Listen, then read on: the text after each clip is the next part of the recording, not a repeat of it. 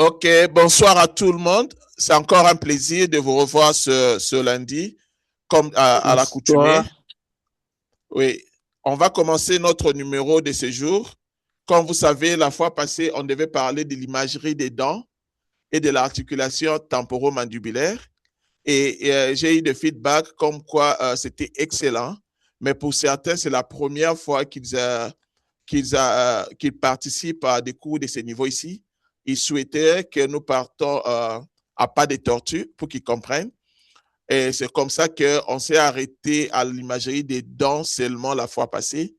Et aujourd'hui, on fait l'imagerie de l'articulation temporomandibulaire avec le professeur Kasselman. Je l'ai présenté la fois passée. C'est parmi les références pour l'imagerie tête et cou dans le monde entier. Je ne sais pas, Jen, vous êtes toujours le député éditeur pour radiologie pour la partie tête et cou? Oui, oui, encore. Oui. Donc, il est, pour ceux qui ne sont pas dans l'académia, le journal Radiology, c'est le plus grand journal de radiologie clinique qui existe dans le monde. Et c'est lui, au fait, le patron de tous les articles qui paraissent dans la section tête et cou. Donc, c'est une référence mondiale et c'est pas facile d'avoir un rendez-vous. Comme je l'ai dit la fois passée, on a pris ce rendez-vous il y a à peu près 8 ou 9 mois. Et nous savons qu'il y a d'autres numéros qu'on va programmer. On verra qu'est-ce qu'on aura le temps, nous, en termes de disponibilité, mais lui-même aussi par rapport à son horaire. Et comme la fois passée, comme on dit, on ne change pas l'équipe qui gagne. Nous avons gardé le même panel. Il y a le prof Dr Timantiemi qui, lui, évolue en France. Lui va nous donner, lors de la session commentaires et puis questions-réponses, on va surtout profiter de son expertise avec les plateaux techniques qui est au point en France. Mais nous avons également Dr Franck Masumbuko, qui est doctorant et qui travaille à Bukavu. Lui, il va nous dire le moment venu comment il se débrouille avec ces cas dans un milieu avec des ressources limitées.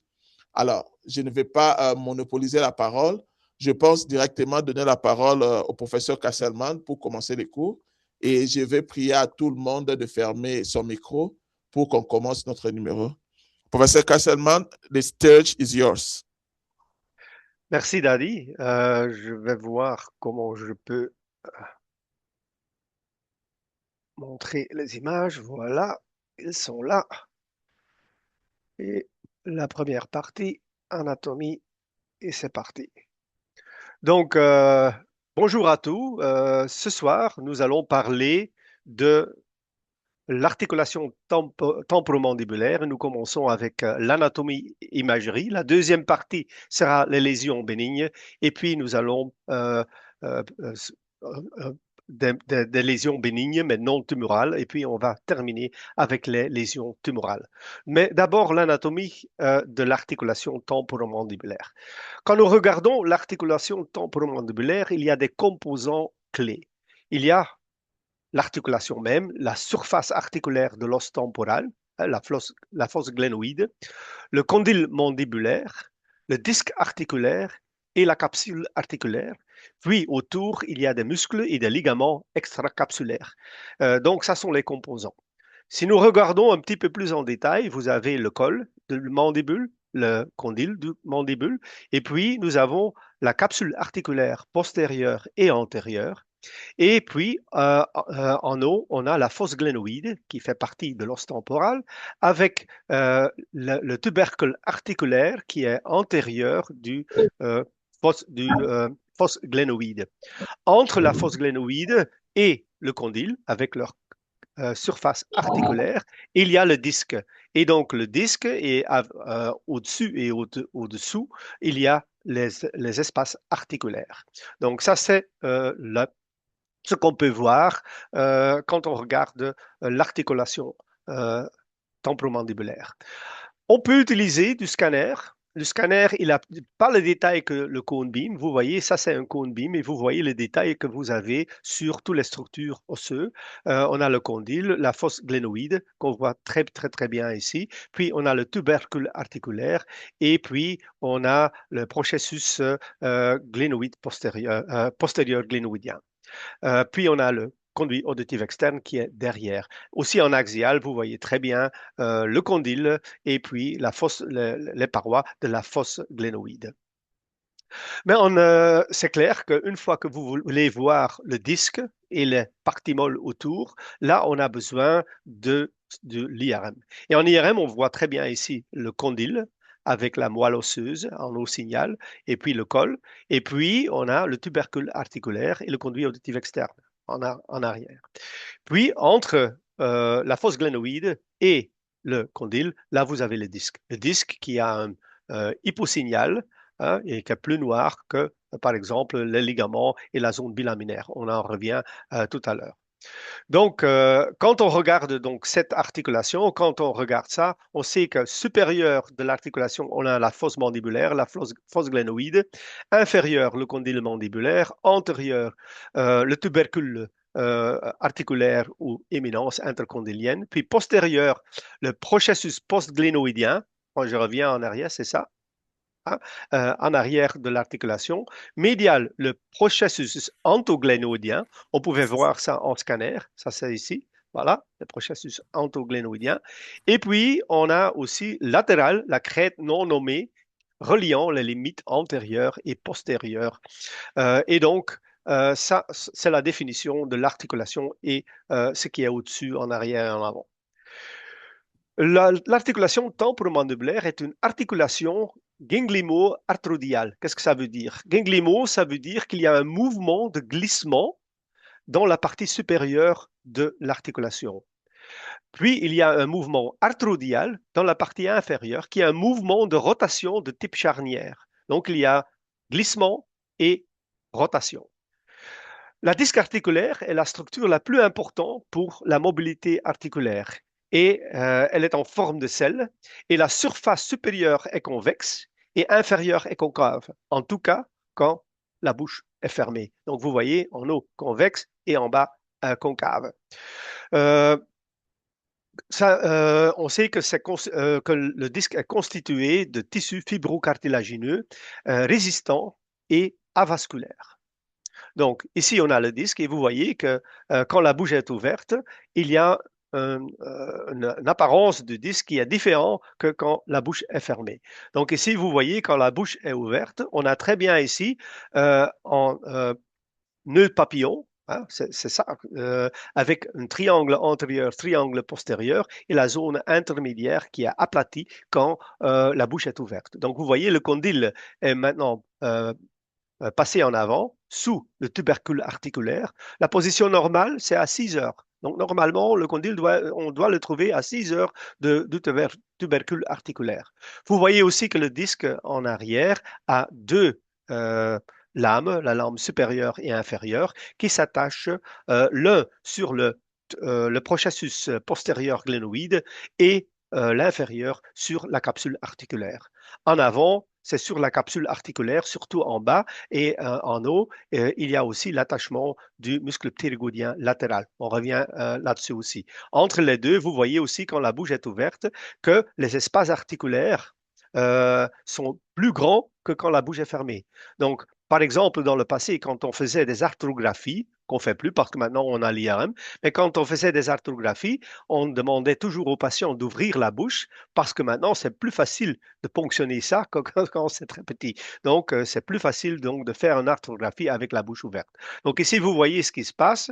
La bouche est fermée. Donc, vous trouvez la bande postérieure du disque au-dessus du condyle, convexe en haut et concave en bas, mais vous voyez, une fois que la bouche est ouverte, c'est une autre morphologie, et voilà un nœud papillon très bien visible au-dessus du condyle. Donc, et vous voyez les espaces, vous voyez ce qui se passe, fermés, une fois la bouche est ouverte, ils sont ouverts, ces espaces-là. Et ça, c'est typique. Puis, on a aussi de nouveau l'attachement ici du muscle ptérygoïdien. Le muscle ptérygoïdien a un chef supérieur qui s'attache au disque, et le chef inférieur du ptérygoïde latéral s'attache aux capsules articulaires et au col du mandibule. Hein. Donc, c'est comme ça que l'anatomie est à ce niveau. Donc, vous voyez, ce qu'on va toujours faire, c'est quand on a l'IRM et on veut évaluer la position du disque, nous allons toujours utiliser la technique pseudodynamique. J'en reviens plus en détail, mais c'est donc la bouche fermée, puis commencement de l'ouverture. Qu'est-ce qu'on peut mesurer? On met quelque chose entre, il y a l'occlusion Et quand on met quelque chose entre les dents, simplement entre les dents, on élimine l'occlusion. Ça, c'est la première ouverture. C'est à peu près 25%. Puis, on fait l'ouverture à 50%. On mesure avant le patient à l'examen IRM, on mesure avec la bouche complètement ouverte la distance entre les deux dents, on divise par deux et on fait quelque chose entre les dents ou avec un outil, on peut l'ouvrir jusqu'à 50% et puis 100%. Vous voyez, quatre positions. Et vous voyez très bien maintenant, là, comme le disque est encore convexe en eau, et puis vous voyez, une fois que c'est ouvert, il y a déjà le nœud de papillon qui est là, et puis plus loin, ça reste la morphologie ouverte. Et maximale, normalement, chez la plupart des gens, on trouve le condyle à 6 heures. Euh, voilà, laxité. On peut avoir des gens qui peuvent ouvrir leur bouche énormément. Et là, on peut penser que c'est une luxation, mais c'est pas vrai, c'est une laxité. Pourquoi? Parce que si c'est position normale, bouche fermée, la bande postérieure au-dessus du condyle, ouvert, nœud de papillon. Plus loin, regardez, c'est 50%, il est déjà en avant du tubercule, mais le disque a une position normale. Et puis plus loin, regardez, le disque suit. Ça veut dire qu'il n'y a pas de luxation, ni une luxation de disque, ni une luxation du condyle. C'est normalement, parce que ça se referme, c'est simplement une laxité de l'articulation. Et maintenant, avec cette ouverture énorme, vous voyez très bien ici la lampe supérieure de la zone bilaminaire qui s'attache là au niveau du processus postérieur glénoïdien. OK, donc le disque articulaire est composé, on a déjà vu, de trois zones d'épaisseur variable. La bande antérieure de 2 mm, la zone intermédiaire 1 mm et la bande postérieure 3 mm. Et le disque s'étend dans la région rétrodiscale et la zone rétrodiscale qui s'attache à la bande postérieure que les Français avant appelaient le frein postérieur. C'est le ligament qui attache le disque, qu'il ne peut pas simplement euh, être displacé encore plus en avant. Donc, il est freiné, c'est la limite avec ce ligament postérieur, la zone bilaminaire. Et donc, on a déjà montré que la zone bilaminaire s'attache au PPG, le processus postérieur glénoïdien, et la capsule postérieure. Donc voilà, bouche fermée, bouche ouverte. Ça, c'est typique. Hein? Donc vous voyez qu'il y a le glissement en avant, juste à 6 heures sous le tubercule articulaire. Et regardez aussi, il y a l'angulation. Il y a une autre angulation, c'est donc la charnière, le mouvement de charnière. Et puis ici, on voit aussi le muscle ptérygoïdien qui s'attache avec le chef supérieur ici sur le disque et le chef inférieur sur le condyle et le capsule. Voilà les deux positions extrêmes. Normalement, on va trouver la bande postérieure à 12 heures. À 12 heures au-dessus du condyle. Une fois que le disque est déjà à 10 degrés, c'est déjà le commencement d'une luxation. Hein, minimale, mais c'est déjà une luxation. De nouveau, je montre ici la zone bilaminaire avec la lame supérieure qui s'attache là. Et puis la deuxième lame, on voit ici, la lame inférieure qui s'attache sur le capsule articulaire.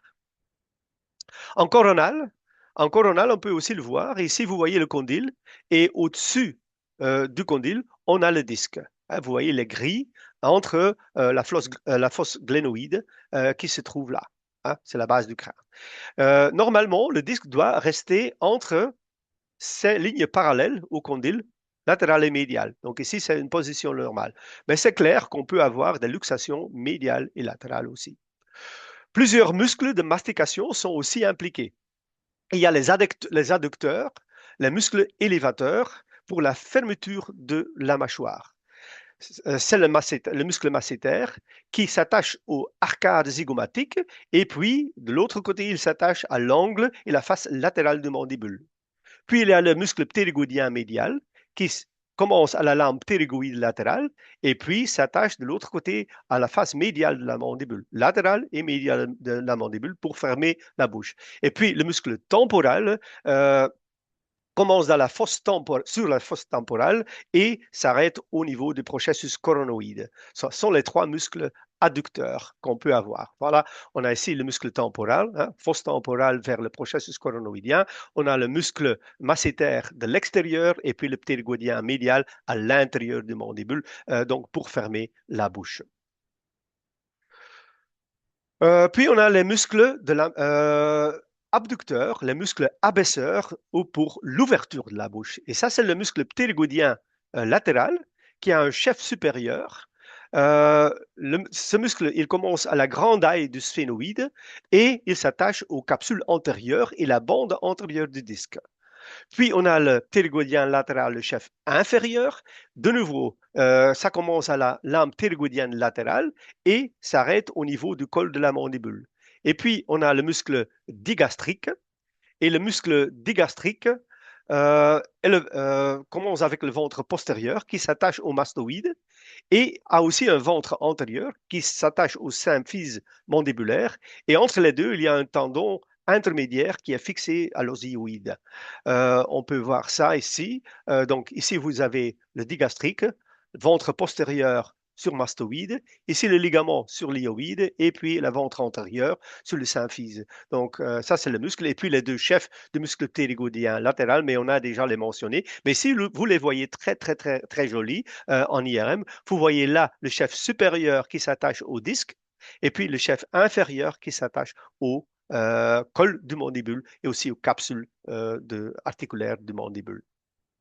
Il y a encore d'autres structures qu'il faut connaître. Il y a le capsule articulaire qui est renforcé par des ligaments. Et puis, il y a le ligament latéral, hein, qu'on voit ici très bien, de l'arc zygomatique au niveau du col du mandibule. Puis on a le ligament sphénomandibulaire qui va du sphénoïde, base du crâne, et puis s'attache à l'intérieur du mandibule. Et puis on a le ligament stylomandibulaire du processus styloïdien jusqu'à l'ongle du mandibule. Hein. On peut voir ça en imagerie, en IRM, on peut de temps en temps voir. Et si vous avez le processus styloïde, vous voyez, il y a de moelle dedans, donc c'est de l'os. Ici, c'est la pointe du processus styloïde. Et là, il y a le ligament stylomandibulaire, hein, la ligne noire que vous voyez là, avec les muscles à côté, les muscles stylo-gloss et tous ces muscles. Puis en coronal, ça c'est en coronal aussi. Ici, c'est en coronal, c'est le condyle et le disque. Et si vous voyez l'os sphénoïde, et là, vous avez le ligament sphénomandibulaire, que vous voyez très bien et qui est très grand, ce tunnel. Très souvent, il y a des lésions du parotide qui vont passer par cet espace dans l'espace ptérygoïdien antérieur. Voilà un autre, ici en coronal. On est en train de visualiser le disque et là, on voit le ligament, ligament médial et le ligament latéral du capsule. Voilà, le capsule latéral. Donc, vous voyez, ces structures sont visibles, mais très souvent, vous allez voir ces lignes. Il faut savoir ce que c'est, mais c'est surtout le disque, c'est évident, qui nous intéresse. Puis, il y a aussi une innervation de l'articulation temporomandibulaire. Et l'ATM est principalement innervé par des branches du nerf mandibulaire, le nerf 5-3. La branche auriculotemporale est en arrière. Donc, vous voyez là, en arrière, ça c'est le nerf 5-3 qui donne une branche qui va en arrière de l'articulation temporomandibulaire. Puis, il y a la branche massétérique en avant, celle-là, en avant. Et puis, on a des branches temporales profondes en avant et en dedans. Et voilà. Et puis, il y a aussi des petites branches issues directement du 5-3 médial. Ils sont plus difficiles à voir. Mais ces 4 branches vont innerver. La fonction, il y a des fibres motrices pour contrôle moteur de l'articulation. Il y a des fibres sensitives pour la sensibilité articulaire, incluant la proprioception et la douleur qu'on a là. Est-ce qu'on peut les voir? Oui, avant, c'était très, très, très difficile à voir tous ces nerfs, mais aujourd'hui, on peut les voir avec des nouvelles séquences en IRM qui sont des séquences qu'on appelle 3D cranie, de neurographie avec suppression de graisse et avec GADO. Et on commence, vous voyez, ça, c'est le nerf mandibulaire, ça, c'est le nerf buccal et ça, c'est le nerf massétérique qu'on voit ici. Et quand je montre ça ici sur le vidéo, regardez, ça, c'est le nerf lingual et le nerf alvéolaire inférieur qui se joignent pour former le nerf mandibulaire. Et là, regardez, buccal, le nerf massétérique Et on va plus haut, on va montrer ça de l'autre côté aussi. Ça, c'est le nerf maxillaire qu'on a ici, infraorbital, ptérygoïdien. Ben, regardez ici, ça, c'est le nerf profond temporal. Ça, c'est le nerf auriculotemporaire qui vient du 5-3, qui traverse les muscles, l'espace musculaire et qui va dans la partie profonde du parotide. Donc, vous voyez, on voit ces petites structures. De nouveau ici, ça, c'est le massétérique. Et ici, on a le nerf profond temporal qui est visible là-bas. En coronal, simplement pour montrer qu'on peut vraiment les voir, là, vous allez voir, voilà, ça c'est le 5-3 qui donne ici le nerf massétérique qui va dans le muscle masséter. Hein, vous voyez là. Et ici, on a ça sur une seule image. Et là, ça c'est le nerf auriculotemporaire qui va du 5-3 et qui entre dans la parotide, mais qui va aussi énerver l'articulation temporomandibulaire. Qu'est-ce qu'on va faire? Comment est-ce qu'on va examiner l'articulation temporomandibulaire? Technique, on va utiliser des images pondérées T2 pour voir le disque et l'inflammation. Hein? C'est en parasagittal, bouche fermée. Parasagittal, donc perpendiculaire à la grande axe du condyle. C'est comme ça qu'on fait les coupes. Puis, on utilise aussi des images pondérées protondensité pour la relation disque-condyle en parasagittal avec ouverture progressive de la bouche, donc pseudodynamique, et en coronal, bouche fermée. Pourquoi protondensité? Parce que protondensité donne la meilleure contraste entre le disque et les autres parties molles et l'os. Donc, si vous voulez voir le disque, le plus facile, c'est d'utiliser protondensité, meilleur qu'un T1 ou un T2. Le T1 sans et avec contraste, on va simplement utiliser quand il y a de l'inflammation, quand on suspecte une tumeur ou avec les complications. Parce que là, on veut savoir, est-ce qu'il y a un changement de l'os à blanc? Est-ce qu'il y a une prise de contraste? Qu'est-ce qui se passe avec l'articulation, avec l'espace articulaire, le capsule et tout ça? Et comme ça, on peut voir les prises de contraste. Mais en routine, donc pour des problèmes de disque, on ne va jamais utiliser du gado. On ne l'utilise pas. OK, donc important de savoir, est-ce que quand on regarde l'articulation temporomodulaire, il faut toujours regarder les deux côtés, parce que l'un côté va influencer l'autre côté. Hein. Donc, c'est la même chose. Quand tu as une fracture sur un condyle, regarde toujours le reste du mandibule. C'est comme un anneau, et un anneau, normalement, casse à deux places. Hein. Pas toujours, mais presque toujours. Donc, il faut toujours chercher. Quand tu as des problèmes de l'articulation temporomandibulaire du côté gauche, ça va influencer l'autre côté. À la limite, après quelques années ou quelques mois, vous pouvez avoir des problèmes de l'autre côté aussi. Et donc, toujours les deux côtés. Et vous voyez, ça, c'est l'axe maximal du condyle. On va toujours faire des coupes perpendiculaires par rapport au condyle. Hein. Ça, c'est le plan sagittal. Pas vrai sagittal, non, sagittal sur le condyle. Et puis coronal, c'est la même chose, c'est parallèle au condyle. Et comme ça, on peut bien le voir. Donc on va toujours utiliser deux slaps, deux volumes, gauche et droite ensemble. Puis toujours axial et coronal. Il faut avoir les deux. Hein, on a besoin des deux. Et puis, 3 Tesla. En 3 Tesla, on peut utiliser la bobine tête, mais en 1 Tesla, très souvent, avec la bobine de tête, c'est pas évident d'avoir des images jolies. Et très souvent, là, on va utiliser des bobines de surface ou des bobines même microscopiques. Voilà, je montre ici comment on ouvre la bouche. On a cet outil, tu peux faire ça aussi avec des syringes de différentes tailles, mais ça c'était très pratique. Et si vous voyez, il y a deux pièces qui peuvent être fermées. Comme ça, tu peux les mettre entre les dents. Ça c'est donc l'élimination de l'occlusion. Puis, on mesure, par exemple, le patient peut ouvrir la bouche 20 mm, 2 cm. On va dire c'est à 10 mm que on va avoir l'ouverture de 50%, donc fermé, occlusion éliminée, donc entre les dents, 50% d'ouverture maximale. Comment est-ce qu'on peut le savoir? On dit au patient, quand il clique là-dessus, ça va s'ouvrir 1 mm. Donc, si c'est 10 mm, il doit cliquer 10 fois. On peut voir ici 10 mm. Et on peut l'entendre pendant qu'il est en IRM. On ouvre l'haut-parleur et puis on dit clac, clac, clac, clac. Il a fait 10 fois, il a fait ce qu'on lui a demandé et puis on fait l'ouverture de 50% et puis à 100%. Et comme ça, tu peux très bien voir ce qui se passe. Et si vous voyez ça, ça c'est avec un 1.5 Tesla. On utilise des bobines de surface et même des bobines microscopiques, comme vous voyez ici. Et là, le patient est en train d'ouvrir sa bouche avec cet outil. Mais de nouveau, on peut aussi utiliser des seringes et on peut demander au patient, mais ça, l'un après l'autre, entre les dents.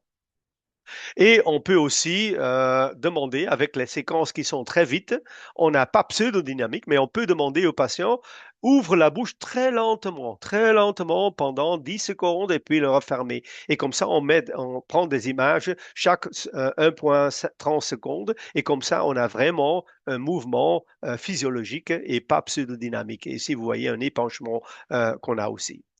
Donc, vous voyez, il y a en anatomie et la technique, il y a beaucoup qu'il faut connaître avant qu'on peut commencer à regarder la pathologie. Dadi, je ne sais pas, est-ce qu'on prend des questions maintenant ou est-ce qu'on continue avec la pathologie?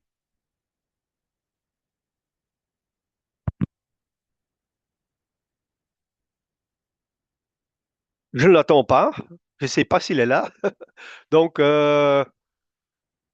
nous continuons et continuons donc avec les variantes normales et les pathologies non tumorales de l'articulation temporomandibulaire. Donc d'abord, c'est ça que nous allons discuter. D'abord les troubles du développement, puis le dérangement interne, puis les traumatismes et puis les maladies dégénératives et inflammatoires. Donc d'abord, les troubles du développement. On peut avoir des malformations isolées, par exemple un condyle bifide, des hypoplasies condyliennes, des hyperplasies condyliennes et hyperplasie du processus coronoïde. Quand on pense à ça, on va utiliser pas un IAM, mais c'est le scanner. Hein, le scanner de routine ou le cone beam, même si vous disposez d'un cone beam, c'est meilleur d'utiliser le cone beam parce que ça donne beaucoup plus de détails. Et puis, on a aussi les formes syndromiques, syndrome de Treacher-Collins, microsomie hémifaciale, le syndrome de Goldenhar, il y a plusieurs. Donc, d'abord, condyle bifide. C'est une variante de la morphologie, à la fois congénitale et acquise, et survient dans les plans antero-postérieurs et latérolatéral. Et souvent découverte fortuite. Très souvent, ces patients n'ont pas de symptômes. Et chez ce patient, vous voyez, il y a un problème là, il y a un épanchement latéral dans l'articulation temporomandibulaire. Mais regardez, il y a là une image en cœur. Donc, il y a ces bicondylaires, condyle latéral et antérieur. Et ça, c'est quand même fréquent. On le voit souvent. Et si vous voyez ça en scanner en coronal, voilà, le cœur de nouveau, et puis en sagittal, regardez, là aussi, on voit le condyle bifide. Et là, en IRM, avec la moelle qui est dedans. Donc ça, c'est quelque chose qu'on voit. Et quand on regarde bien, ici, on a le condyle, voilà. Et au centre, très souvent, on a là un trou. Et ça, c'est pour le pédicule vasculaire qui va dedans. Et vous voyez, quand on injecte en IRM, vous voyez la prise de contraste là-dedans. Donc, c'est vraiment vasculaire, fibrovasculaire, les structures qui vont dans le mandibule. Et très souvent, quand on a ces condyles bifides, on va trouver ça au centre. Puis, on a les hypoplasies condyliennes. C'est congénital. Ça peut aussi être acquise après traumatisme et infection. Et ça va provoquer une asymétrie faciale avec déviation vers le côté atteint. C'est clair, quand c'est hypoplasique, tout le mandibule va se dévier à ce côté qui est plus court. Et si vous voyez un exemple, voilà le mandibule normal du côté gauche, et vous voyez du côté droite, le condyle est beaucoup plus petit, même la branche ascendante est beaucoup plus petite que du côté normal. Vous voyez ça en axial, et regardez la déviation du menton vers le côté qui est atteint. Donc, une hypoplasie condylienne. On peut aussi avoir une hyperplasie condylienne. Et chez ces patients-là, vous voyez ici, le condyle, il est très petit du côté gauche, très petit, normal, enfin. Et ici, de l'autre côté, regardez, il est énorme. Donc, il est énorme, c'est simplement une hyperplasie, un condyle qui est beaucoup plus grand que du côté normal. Et aussi, vous voyez La différence entre la branche ascendante, qui est énorme du côté, regardez, elle est beaucoup plus longue du côté gauche. Et c'est évident, ça va provoquer maintenant une déviation vers le côté normal. Hein. Habituellement, c'est unilatéral, le plus souvent acquise, et ça commence le plus souvent à la puberté. Un autre exemple, maintenant en IRM, vous voyez le condyle normal de côté gauche et du côté droit. Regardez, il est beaucoup plus large. Regardez ça. Il faut comparer, hein, parce qu'autrement, on peut pas. Si vous voyez seulement ça, sans le côté contralatéral, c'est plus difficile à reconnaître. Mais regardez la taille du condyle qui est complètement différente. Puis, on a hyperplasie du processus coronoïde. Ça, c'est quelque chose qui est toujours oublié. Et c'est pour ça que je donne je dis toujours aux gens, quand vous examinez les articulations temporomandibulaires, prends le champ de vue assez large que vous pouvez toujours voir le processus coronoïde. Parce que autrement, il y a des catastrophes, comme ici. Hein. Donc ici, vous voyez, regardez, le processus coronoïdien, il va dans la fosse temporale. Normalement, ils ne sont jamais visibles au-delà de l'arche zygomatique. Regardez là, il monte au-dessus. Il est trop large. Ça veut dire quand le patient essaye d'ouvrir la bouche, le processus coronoïde va être bloqué contre la face arrière de l'arche zygomatique. Et donc, il y a une limitation de l'ouverture buccale. Donc, le chirurgien ou le clinicien peut penser, ah, c'est l'articulation mandibulaire qui ne peut plus ouvrir, il y a un problème. C'est ce qu'ils ont pensé ici, ils ont enlevé le condyle. Regardez, ils ont opéré. Pourquoi? Sans regarder, et puis après, ils ont demandé de l'imagerie, et puis ils ont vu que c'est le processus coronien qui est trop large et qui est à la cause, et pas l'articulation. Donc, c'est très important de reconnaître ça et d'être certain. Et de temps en temps, on peut aussi avoir ces articulations, ces processus coronoïdiens qui vont une articulation avec la partie postérieure de l'arc zygomatique, des deux côtés ici. Ça bloque et ça commence à développer comme une pseudo-articulation. Hein. Ça peut donc être, comme on a déjà vu, unilatéral ou bilatéral. Ici, c'est bilatéral. C'est congénital ou acquise. Et une fois que vous voyez donc le processus coronide plus d'un centimètre au-dessus du bord inférieur de l'arc zygomatique, c'est positif. Et quand on a une articulation, pseudo-articulation, on appelle ça la maladie de Jacob. Hein. Donc, ici, vous voyez un autre exemple. On peut aussi, quand il y a des problèmes, il n'y a pas d'articulation, on peut aussi vérifier en scanner. Ici, vous voyez bouche fermée. Et vous voyez, il y a un espace encore entre l'arc zygomatique et le processus cornoïdien. Et puis, regardez, la bouche ouverte, ça bloque. Il ne peut plus ouvrir la bouche parce que là, vous voyez le processus coronoïde en contact avec l'arc zygomatique. Donc, c'est important de reconnaître cette possibilité. Puis, on a les affections syndromiques. Et ici, on a le syndrome de Treacher-Collins. C'est un microsomie hémifaciale. On peut aussi avoir syndrome de Goldenhar. Très souvent, ce sont des malformations similaires. Et ici, vous voyez qu'on a une aplasie de l'articulation temporomandibulaire avec de la graisse. Donc, le patient est né comme ça. Donc, il n'avait pas de formation de condyle. Et ce qui est aussi très important de savoir, c'est que le développement embryologique lié de la mandibule et du mandibule et du conduit auditif externe sont liés au développement, ont le même développement. Hein. Donc, mandibule, condyle, et puis canal auditif externe, ça se développe ensemble en embryologie. Donc, s'il y a des problèmes avec le mandibule, on peut avoir des problèmes avec le conduit auditif externe et l'inverse. Et si vous voyez que maintenant, on a une articulation ici d'un mandibule, la partie ascendante, qui est mal formée et qui fait une articulation avec le conduit auditif externe. Et on va trouver ça très souvent. Les deux sont mal formés ensemble. Hein. Vous connaissez aussi quand il y a une aplasie du conduit auditif externe, l'articulation est trop haut, position anormale. Très souvent aussi, le condyle peut être anormal. Il y a toutes des choses qui se développent ensemble. Donc, toujours regarder les deux ensemble.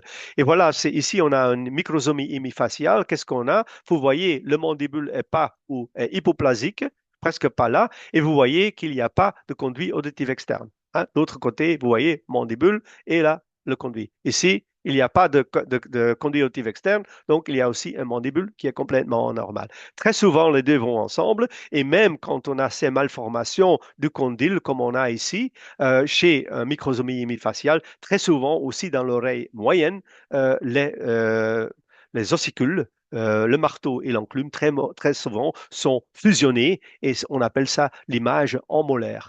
Ils ont l'apparence d'un molaire, d'une dent molaire. Donc, les deux ont quelque chose en commun embryologiquement. Puis, on a le dérangement interne, et là, ce sont les altérations mécaniques de la fonction articulaire, et c'est l'indication la plus fréquente pour l'imagerie en IRM pour l'articulation temporomandibulaire. C'est probablement 80% de ce qu'on fait en IRM. Précurseur important des maladies dégénératives, quand on a des problèmes avec les disques, plus tard, on va avoir de l'arthrose. Le déplacement discal est le facteur causal le plus fréquent et les modifications surviennent typiquement en trois phases. D'abord, déplacement sans altération morphologique, puis modification de la forme avec développement d'un disque arrondi, plus en nœud de papillon, et puis on va aussi avoir une troisième phase, dégénérescence chronique, avec les modifications de l'intensité du signal du disque. Donc, il est plus gris ou noir, mais il commence à avoir un signal qui est plus élevé. La luxation discale peut survenir sans réduction lors de l'ouverture buccale. Hein? Oui, voilà, j'ai allé trop vite, c'est ça que je pensais. Pour le dérangement interne, on a la luxation discale qui peut survenir dans toutes les directions. Ça peut être antérieur, postérieur, latéral ou rotationnel, antromédial ou antrolatéral. Puis, la luxation antérieure est certainement la plus fréquente. C'est presque toujours ça qu'on voit, mais les autres existent aussi. Puis, la luxation discale peut être réductible lors de l'ouverture buccale et ça peut être réductible complète ou partielle et souvent accompagné d'un claquement audible destin à mi-ouverture. Et le traitement dépend de la présence de douleur et de dysfonction. Hein. S'il y a un clic, mais le patient n'a pas de douleur, n'a pas de dysfonction, on peut ouvrir. Normalement, on ne fait rien. Hein. Donc, c'est quelque chose qui ne pose pas de problème. Puis, la luxation discale peut aussi être sans réduction. Et puis, l'ouverture buccale, typiquement, est limitée. Et il y a des modifications de la forme et de l'intensité du signal. Très souvent, le disque est siphonné antérieur du condyle et peut évoluer vers un disque bloqué en raison d'adhérence. Le traitement en phase aiguë, tentative de réduction manuelle, et en phase chronique, arthroscopie, arthroplastie en cas d'échec du traitement conservateur. Voilà ce qu'on voit normalement. Hein. Donc, le disque normal, on a déjà vu, bouche fermée, bande postérieure à 12 heures, on ouvre, ouverture, le condyle glisse et rotation antérieure, et maintenant sur le point de 6 heures du tubercule articulaire et le disque en nœud de papillon, hein, avec la zone intermédiaire aplatie entre les deux. Quand il y a un déplacement antérieur du disque avec réduction, qu'est-ce qui se passe? Vous voyez, quand la bouche est fermée, la bande postérieure n'est plus à 12 heures, plus ici même de 40 degrés. Donc, c'est une luxation antérieure sévère. Et vous voyez là, le patient ouvre la bouche et, oups, réduction, nœud papillon, quand la bouche est ouverte, donc réduction normale. Mais ça peut aussi être sans réduction. Et là, on a la même situation en bouche fermée, mais quand la bouche s'ouvre, vous voyez, le disque est siphonné antérieur, il est poussé antérieur, il n'y a pas de réduction. Et très souvent, ça va limiter la translation antérieure. Vous voyez, maintenant, il n'arrive plus à se mettre sous le tubercule articulaire. Et ça, c'est typique aussi. Donc, sans réduction. Le signe associé en IRM, c'est un épanchement articulaire et un épanchement est lié aux douleurs. Quand les patients ont des douleurs, très souvent, ils ont un épanchement articulaire.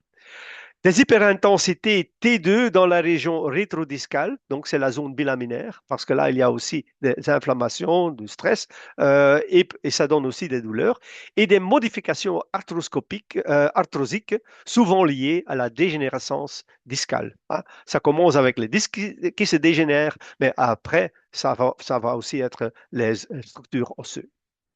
Les facteurs prédisposants, c'est des habitudes parafonctionnelles, par exemple le serrement des dents et aussi les traumatismes. Hein, c'est très souvent, euh, normalement, et ça c'est aussi quelque chose qu'on ne peut pas expliquer aujourd'hui, à peu près 90% de tous les problèmes de dérangement interne, ce sont des femmes, des jeunes femmes. Presque rarement des hommes. Quand ce sont des hommes, c'est presque toujours post-traumatique. Ils sont tombés sur le menton et après, ils ont des problèmes avec l'articulation temporomandibulaire. Mais chez les filles, non, pas. Et on ne sait pas quelle est la raison. On en discute encore. Pourquoi que ce sont des jeunes femmes, 90%, qui ont des problèmes avec l'articulation temporomandibulaire. Ici, on a les différents degrés de luxation. Quand on a la bande postérieure, comme ici, entre le point de 12 heures et 10 degrés en avant, on appelle ça une dislocation minimale. Puis, entre 10 et 40 degrés, c'est un dislocation significant. Et une fois au-delà de 40 degrés, c'est sévère. Donc, entre 49, et 40 et 90 degrés. Ici, vous voyez l'exemple, voilà, 10 degrés. Il est antérieur, mais encore haut. Celui-là, il est déjà entre 10 et 40 degrés. Et regardez celui-là, il est tombé tout en bas avec des épanchements, voilà, dans les espaces articulaires supérieurs et inférieurs, au-dessus et au-dessous du disque articulaire. Euh, Luxation discale avec réduction tardive. Voilà. Ça, c'est vraiment la raison pourquoi nous faisons 4 positions. Position fermée, regardez, c'est donc une luxation antérieure, mais limitée. Puis, le patient commence à ouvrir la bouche. Regardez, à 25%, simplement avec quelque chose entre les dents. Donc, on a éliminé l'occlusion. Et là, vous voyez déjà que le condyle saute sous la bande postérieure, mais n'est pas dans la position normale, sous la zone intermédiaire. Il n'y a pas l'image nœud de papillon, hein. Puis, le patient ouvre à 50%. Vous voyez maintenant que le condyle glisse plus en avant sous le condyle, mais il n'est pas au niveau de la zone intermédiaire.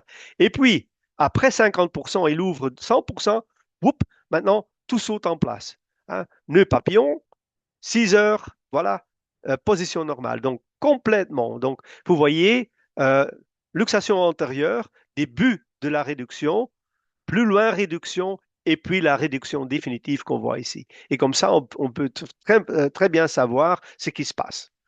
Voilà un autre exemple, luxation discale sans réduction. Ici, vous voyez, c'est plus sévère, c'est entre 40 et 80 degrés, donc c'est significant. Et puis, vous voyez, le patient commence à ouvrir la bouche, hein, vous voyez, le condyle passe antérieur, il n'y a pas beaucoup qui bouge, ça bloque un petit peu, il essaye plus loin, on commence à voir la zone bilaminaire avec la bande supérieure, et regardez, rien ne se passe, il chiffonne, il compresse le disque, mais il n'arrive pas à passer au-dessous. Et il reste derrière la pointe de 6 heures parce qu'il y a le blocage par le disque. Donc ça, c'est une luxation discale sans réduction. Puis on a la luxation discale rotationnelle. C'est quelque chose qui est sous-estimé, qu'on voit très souvent. Et là, pour voir ces luxations, il faut voir ça en coronal et en sagittal. Regardez ici, on a l'image coronale. En latéral, il n'y a pas de disque au-dessus du condyle. Mais médial, le disque est en position normale. Donc médial, il n'est pas luxé. Il est en position. Mais en latéral, il n'est plus là. Donc il est roté avec la partie latérale antérieure du condyle. Et quand on regarde plus antérieur, regardez, là on a le disque dans la partie latérale qui est complètement antérieure du condyle. Quand on regarde ça en sagittal, on peut le voir. Ici, on est médial, on est dans la partie profonde de l'articulation temporomandibulaire. Regardez, on a là 25%, le disque, la bande postérieure au-dessus, et quand il ouvre, c'est nœud papillon, un petit peu sous tension, mais c'est presque normal, dans la partie médiale. Maintenant, je montre le même patient, même moment, mais la partie latérale, les coupes qui sont passées, la partie latérale du condyle. C'est le même patient, même moment. Et ici, la partie latérale, le disque est luxé. Et il commence à réduire, mais pas totalement. Il n'est pas sous la zone intermédiaire. C'est un commencement de réduction à l'ouverture de 100%. Et donc, vous voyez là, il y a une luxation avec réduction partielle dans la partie latérale. Et il y a une situation normale dans la partie médiale du disque. Très souvent aussi, parce que là, il est fixé par le chef supérieur du muscle ptérygoïdien latéral. Puis luxation discale postérieure, ça c'est très rare. Et on a eu la chance ici de pouvoir le montrer en IRM. Et si vous voyez, la bouche est fermée. Vous voyez, là, vous voyez, quand la bouche est ouverte, le disque saute en arrière. Vous voyez, il est maintenant sous la bande antérieure, il saute en arrière. Mais je montre ça plutôt ici en dynamique. Position à peu près normale quand la bouche est fermée. Le patient ouvre la bouche, il directement va sous la zone intermédiaire, et puis, sous la zone intermédiaire, il ouvre encore, oups, il saute en arrière. Vous voyez? Et soudain, et vous voyez, le condyle il est encore là, le patient bouge parce que ça fait de douleur, et voilà, le disque saute derrière le condyle. Ça, c'est rare, mais de temps en temps, on les voit. Puis, on a les adhérences discales. Ce sont des disques bloqués. Et ici, on a la bouche fermée. Et vous voyez, le disque, il est là. C'est un patient qui a eu des problèmes de l'articulation temporale depuis longtemps. Très souvent, ce sont des patients qui ont aussi eu des traumatismes. Et puis, la bouche ouverte à 100%, vous voyez que le condyle glisse en avant, pas complètement, parce que normalement, il doit s'arrêter à 6 heures par rapport au tubercle. Et puis, l'angulation est aussi là. Mais regardez, le disque ne bouge pas 1 millimètre parce qu'il est fixé. Il est adhéré aux fosses glénoïdes. Il ne bouge plus. Très souvent après des traumatismes. Puis les luxations latérales et médiales. Ici, vous voyez le disque en position normale entre les deux lignes. Mais regardez ici, le disque est complètement luxé latéral par rapport au condyle. Ici, il est luxé médial par rapport à la condyle. Ici, on a le ligament sphéno-mandibulaire qui est médial de là. Donc, vous voyez qu'on peut bien voir en IRM tous ces déplacements des disques. Oui, les traumatismes et là, on va surtout parler des fractures condyliennes. Et c'est clair, là, on va utiliser le scanner, le cone beam de préférence, mais si on n'a pas le scanner de routine. Ce sont des lésions fréquentes et 25% des fractures mandibulaires sont condylaires. Hein. On peut avoir des fractures intracapsulaires, ce sont des fractures condyliennes vraies. Mais aussi, on peut avoir des fractures extracapsulaires qui vont passer par le col condylien. Et si vous voyez, voilà, la capsule s'attache ici. Si c'est en dedans, ce sont des fractures condyliennes vraies. S'ils sont à l'extérieur, sous l'attachement de l'articulation, ce sont des fractures du col condylien. Euh, de nouveau, il faut prendre un champ de vue qui est assez grand parce que très souvent, il y a d'autres fractures associées aux fractures de l'articulation temporomandibulaire. Par exemple, des fractures qui vont dans l'arc zygomatique, des fractures du processus coronoïdien et sur les autres parties du mandibule. Parce que très souvent, les fractures condyliennes sont associées à une deuxième fracture mandibulaire. Voilà quelques exemples. C'est clair, ça sont des fractures condyliennes vraies, hein, passant par la condyle et par le condyle et dans le capsule articulaire. Celui-là, il est dans le col, c'est extracapsulaire. Il est extracapsulaire. Qu'est-ce qui se passe? Toujours, quand il y a une fracture du condyle, il y a toujours là le chef supérieur du muscle ptérygoïdien latéral. Il va tirer maintenant sur la partie qui est avulsée et il va le tirer en intérieur et inférieur. Ça, c'est typique. Vous voyez, toujours, quand tu as des fractures, il y a toujours là le muscle ptérygoïdien qui va tirer. On peut avoir des fractures qui sont très, très, très subtiles, comme ici. Par exemple, ce sont des fractures qui ont été ratées sur des clichés de routine. Ça c'est aussi important, je dois vous dire, quand on prend des clichés de routine, face, profil, et puis on a les Schuller, les incidences typiques pour voir les condyles. Ils ont eu des études qui ont montré qu'avec les clichés de routine, on rate 50% des fractures condyliennes. C'est très difficile à les voir. C'est pour ça que tout le monde qui peut le faire va passer au scanner parce qu'autrement, on va louper. C'est probablement la fracture la plus fréquemment ratée de toutes les fractures du corps. Donc, et c'est clair, quand vous voyez ce qui se passe ici, c'est à peine visible en scanner de routine, en scanner de cone beam, on le voyait très bien, toutes ces petites fractures qui passaient sans déplacement. Hein, vous voyez, mais ce sont des fractures. Très souvent, ils sont ratés, et qu'est-ce qu'on voit là? Après quelques années, il y a des gens qui arrivent comme ça. Et on dit, ah, c'est de l'arthrose. Non, c'est pas de l'arthrose. Regardez le condyle. Ça a été une fracture condylienne qui a été tirée en intérieur et en bas par le muscle ptérygoïdien, et puis ça a formé un pseudarthrose après. Ce sont des fractures ratées. Un autre ici en IRM, problème de dérangement interne, on voit le condyle complètement médial, fracturé il y a peut-être des mois ou des ans, et maintenant on le trouve. Donc très, très, très souvent, ces fractures sont ratées. Puis on peut aussi avoir des luxations et des subluxations de l'articulation temporomandibulaire. C'est un déplacement du condyle hors de la fosse mandibulaire. Et ça peut survenir dans toutes les directions de nouveau, mais antérieure, c'est la plus fréquente.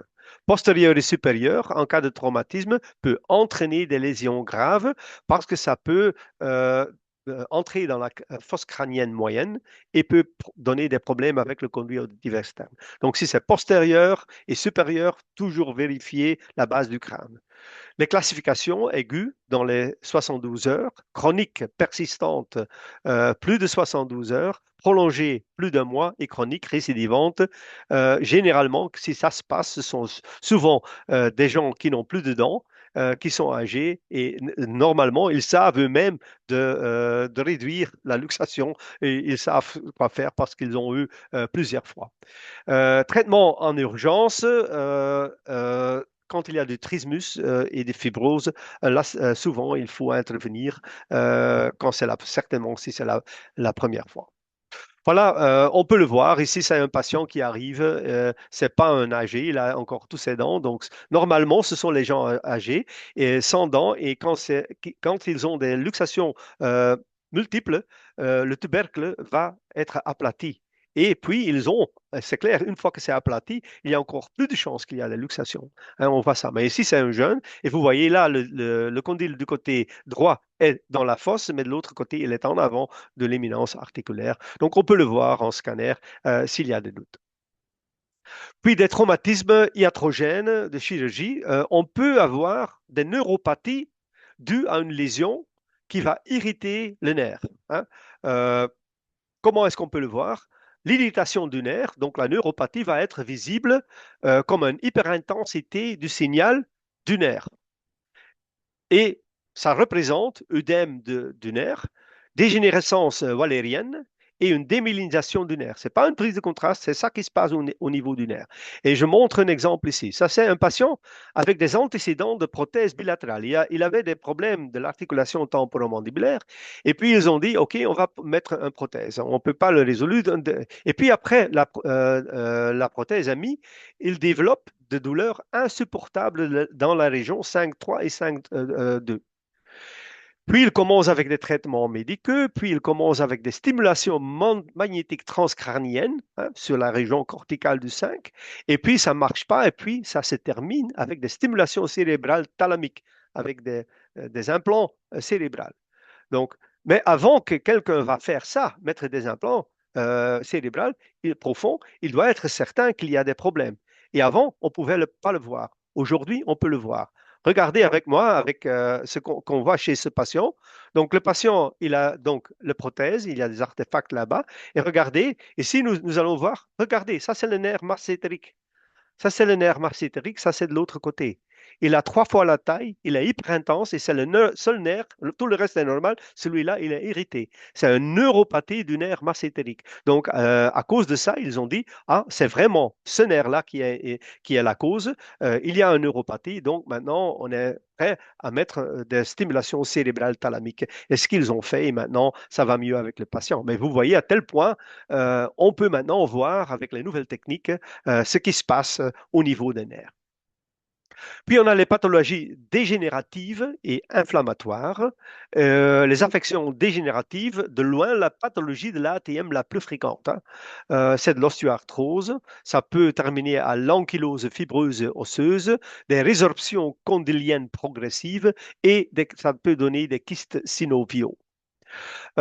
Étiologie, pour l'osteoarthrose, c'est une diminution de la capacité d'adaptation de l'hôte, usure des structures articulaires et le vieillissement aussi, et une surcharge fonctionnelle accrue.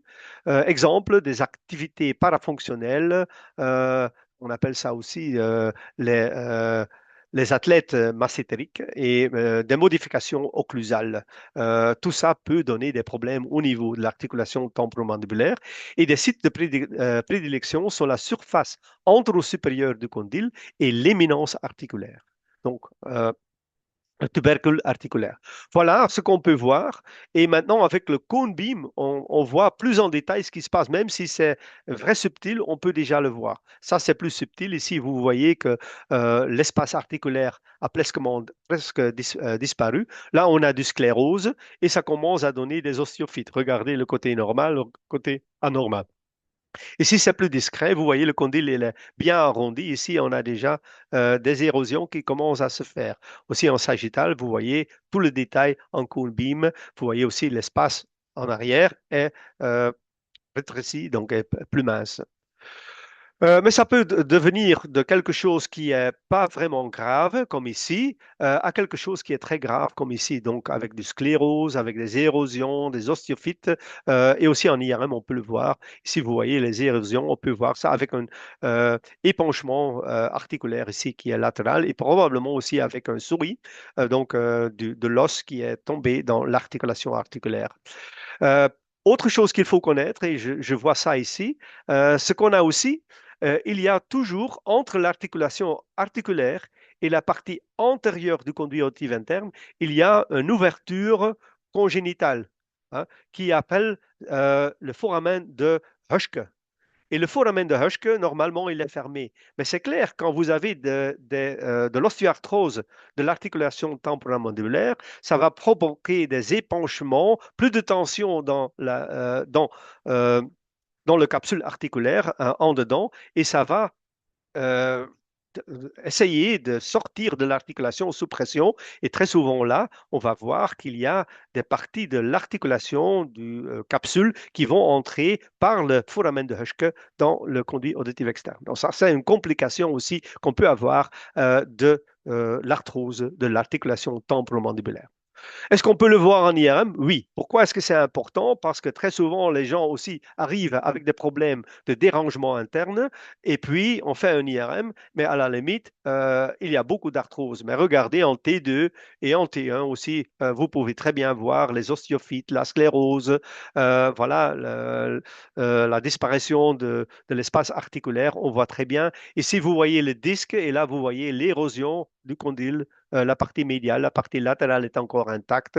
Et ici, vous voyez la sclérose et une surface qui est complètement irrégulière avec une luxation médiale du disque qui se trouve là. Donc, vous voyez, même en IRM, on peut très bien évaluer les changements. Puis, ça peut devenir plus grave et puis ça peut aboutir à des ankyloses qui peuvent être fibreux osseuses. Ça peut être uni ou bilatéral. Euh, c'est acquise à cause des traumatismes, infections et inflammations. Survenue précoce quand c'est associé à microglacie. On peut avoir de l'ankylose fibro-osseuse et osseuse, et ça peut donner, c'est clair, des restrictions progressives de la mobilité et de l'ouverture buccale. Traitement, exérèse et reconstruction de l'articulation temporomandibulaire. Et si vous voyez, il y a encore des structures fibreuses, mais regardez, il y a introdentation des parties du fosse glénoïde avec le condyle. Donc, c'est déjà osseux, c'est fibro-osseux. Même si c'est complètement calcifié, très souvent, et c'est difficile quand tu vois ça pour la première fois, quand c'est complètement calcifié, vous pensez que le patient ne peut plus ouvrir la bouche. Ce n'est pas vrai. Même si c'est complètement calcifié, c'est encore un petit peu flexible. Même ces patients peuvent ouvrir la bouche, peut-être 5 ou 6 millimètres, et pas 2 centimètres, mais c'est pas, on ne peut pas dire que le moment que c'est complètement bloqué et calcifié, que les gens sont plus capables d'ouvrir la bouche.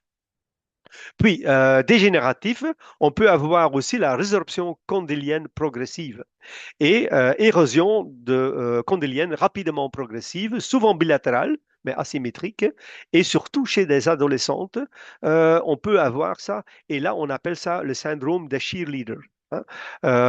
Il y a des facteurs mécaniques, dérangements internes, surcharge articulaire modifiée et chimique. Et si vous voyez là, regardez, les condyles sont presque disparus. Donc, c'est une résorption rapide. Comment est-ce qu'on peut savoir quand on les suit?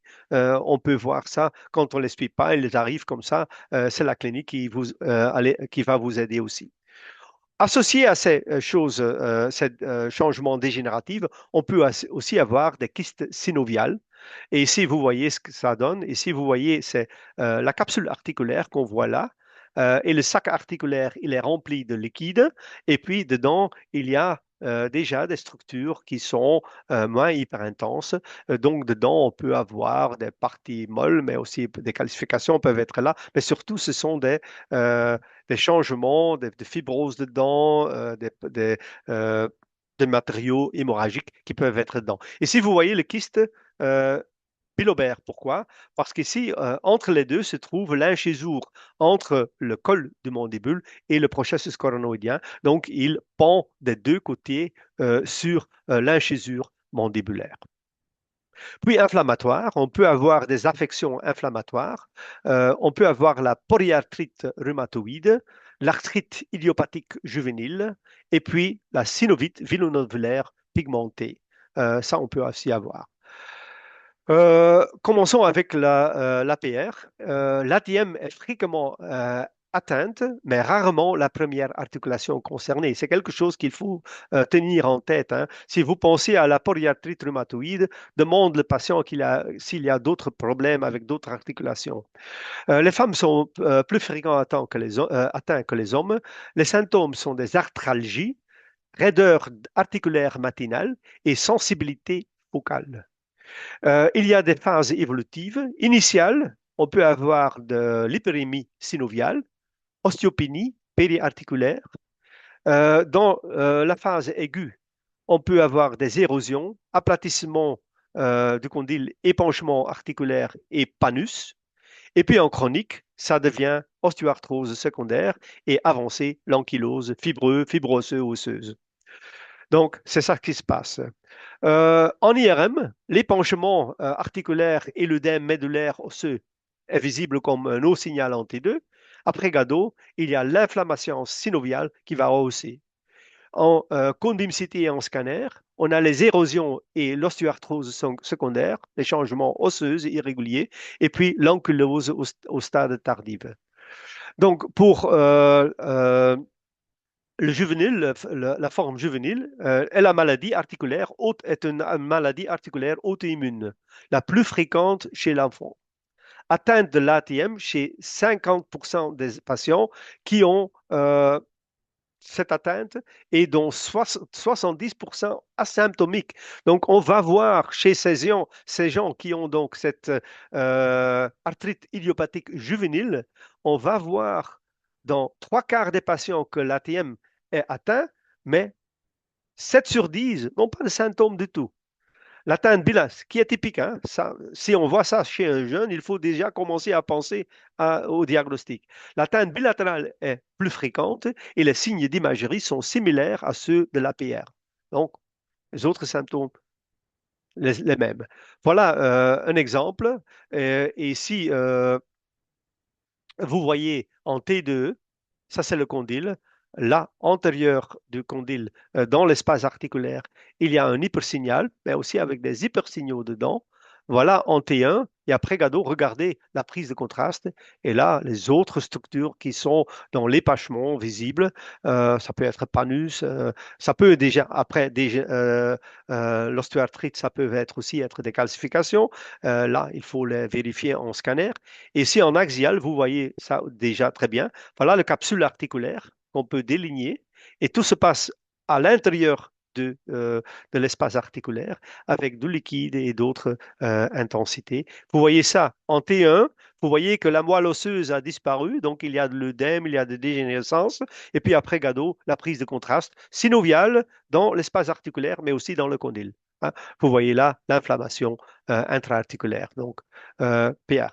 Voilà, T2, T1 Gado, un autre maintenant en axial, ça c'est un haut signal qu'on peut aussi avoir dedans. Et puis ici encore en al, vous voyez, ça peut être cartilage, ça peut être de l'os, ça peut être une partie du disque, mais ce que vous voyez, c'est regardez l'articulation normale, que l'espace articulaire est devenu trop grand et qu'il y a des prises de contraste partout autour synovial. Ça, c'est un patient que je veux quand même montrer. Aujourd'hui, on ne voit plus ça. Vous voyez, les images sont très vieux. Je pense qu'ils ont presque 45 ans. Et à cette époque-là, il y avait pas les antibiotiques qu'on a aujourd'hui. Ça, c'est un enfant de 7 ans. Regardez l'ankylose qui est. Et c'était donc une infection de l'articulation temporomandibulaire et on n'avait pas d'antibiotiques à temps et ça s'est développé à une ankylose complète.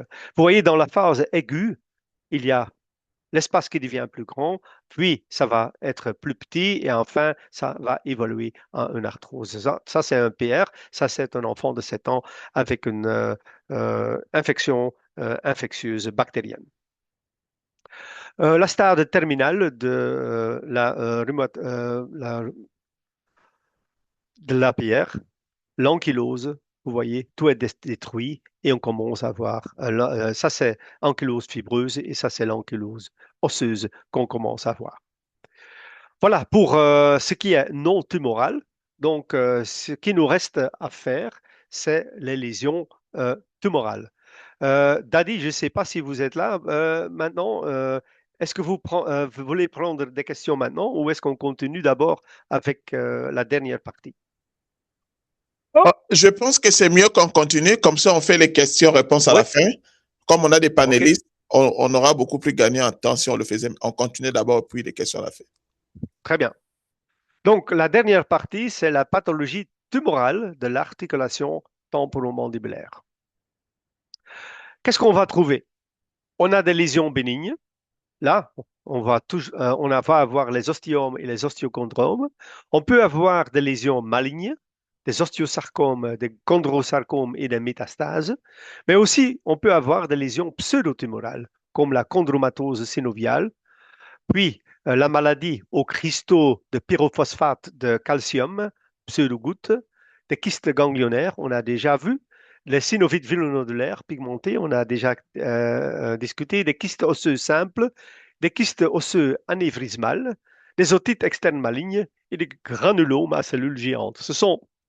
C'est pas complet, mais ça sont déjà des choses qui sont pas si fréquentes. Il y a encore des qui sont plus rares, mais ça sont les tumeurs ou les pseudotumeurs que vous allez trouver le plus fréquent. Commençons par l'ostiome. L'ostiome est une prolifération à croissance lente de l'os compact ou spongieux. Et là, vous voyez que c'est un condyle qui a une forme normale, mais qui est maintenant très souvent un petit peu asymétrique sur le condyle, mais qui donne un condyle qui est plus grand. Ça, c'est un ostiome qu'on a ici en IRM. Ça, c'est un ostéochondrome. L'ostéochondrome est complètement différent parce que l'ostéochondrome est une lésion exophytique d'origine osseuse. Et très souvent, c'est comme ça. Hein, normalement, on pense que le condyle va être au-dessus. Non, il est médial, latéral, il est dans une autre direction, très souvent avec un petit coup, et il est normalement, il est coiffé de cartilage. On ne peut pas voir ça en scanner, mais en IRM, il y a un très haut signal sur la surface du ostéochondrome. Ça, c'est la différence entre les deux. Donc, si c'est le condyle qui est un petit peu plus grand, un petit peu asymétrique, c'est un ostéome. Si c'est plus dans une autre direction, et en IRM, on voit le haut signal en T2, c'est un ostéochondrome. Ici, voilà, c'est pas dans une autre direction, c'est asymétrique sur le condyle. Ça, c'est un ostéome qui est en train de se développer sur le condyle. En plus, on peut avoir des patients qui ont pas ça seulement sur le condyle, mais aussi sur les mâchoires, avec plusieurs ostéomes, comme vous voyez ici. plusieurs ostiomes, voilà, même sur l'os frontal et partout, vous voyez, il y a des ostiomes partout. Quand vous avez ça, il faut penser au syndrome de Garner. Et ces gens-là, ils ont des multiples ostiomes, des multiples fibromes et des polypes intestinaux, des tumeurs desmoïdes et des kystes épidermiques. Quand on a ça ensemble, on a le syndrome de Garner, hein. Donc, il faut passer à ça. Mais passons à des vraies tumeurs, des lésions qui sont plus inquiétantes. Ici, il y a un patient qui présente avec une diminution de l'ouverture buccale et avec des douleurs de l'articulation temporomandibulaire. Donc, qu'est-ce que nous voyons? Ça, c'est le scanner, et le scanner, c'est un cone beam. Vous voyez là une calcification entre le processus coronoïdien et là, en arrière, c'est le condyle. Mais regardez, le condyle, il est complètement, il a des érosions partout et en avant. Est-ce que c'est dans le capsule ou hors du capsule articulaire? C'est difficile à dire. Mais ce qui est très, très important, on voit ici et on voit sur les images coronales, il y a déjà une destruction de la base du crâne et ça entre dans la fosse moyenne. Et quand on voit ça, on commence à avoir peur. Est-ce que c'est pas une sarcome, une tumeur maligne qu'on a là? Donc, chez ce patient, on ne savait pas. Donc, aussi, il faut penser à la maladie, aux cristaux de pyrophosphate de calcium, parce qu'on a des érosions sur l'articulation. Et on sait qu'une destruction du condyle et du col se fait dans cette maladie. Donc, diagnostic différentiel, pas évident. Chez ce patient-là, on a aussi fait un IRM, et le patient a été opéré, on a trouvé un chondrosarcome, hein. Et si vous voyez ce qui aide dans des chondrosarcomes, en T2, on va trouver des lésions qui ont un très haut signal, plus haut que la graisse. C'est parce que c'est seulement le cartilage qui a un signal qui est plus haut que la graisse et le LCR. Donc, quand on voit ça, il faut penser au cartilage. Mais c'est évident, il y a aussi des calcifications et les calcifications, ils vont avoir un bas signal. Donc, ils sont très noirs en T2. Vous voyez ici qu'après Gado, il y a une prise de contraste qui n'est pas très, très, très haut. Ça reste au-dessous du signal de la graisse. Et ici, vous voyez la destruction du condyle. Le capsule articulaire, et regardez, tout le synovia, tout qui est dedans, il y a une prise de contraste autour du condyle, hein. Vous voyez ça ici, tout, une prise de contraste partout autour du condyle. Et il n'y a pas de restriction de diffusion, il y a un T2, T2 shine through, mais ça aide pas dans les chondrosarcomes. Donc, comment est-ce qu'on peut distinguer un chondrosarcome d'une maladie de cristaux de pyrophosphate de calcium? Quand on a un chondrosarcome, il y a des lésions condyliennes destructrices et lytiques. Oui, mais on peut avoir ça aussi avec l'autre diagnostic. Il y a une masse intra- et ou extracapsulaire associée. Ah, ça c'est peut-être différent parce que ici ça peut être donc intra- et extracapsulaire. Par contre, pour les maladies aux cristaux, le plus souvent, ça reste dans la capsule. Le signal en T2, on a déjà mentionné, du cartilage, est plus haut que les cristaux pyrophosphate de calcium. Donc, vous voyez là, ça c'est quelque chose que vous pouvez utiliser. Puis le rehaussement est plus diffus après Gado et les lésions sont solitaires. Et ça, les lésions sont solitaires avec le signal, ça c'est très important, ces deux-là. Parce que quand on a la maladie du cristaux de pyrophosphate, de calcium, là, le matériel calcifié reste dans l'espace articulaire, mais c'est souvent difficile à dire, même ici. Est-ce que ça reste dedans, oui ou non? L'atteinte dégénérative de l'ATM, on a là aussi, mais il y a des crises aiguës douloureuses qu'on n'a pas en chondrosarcome.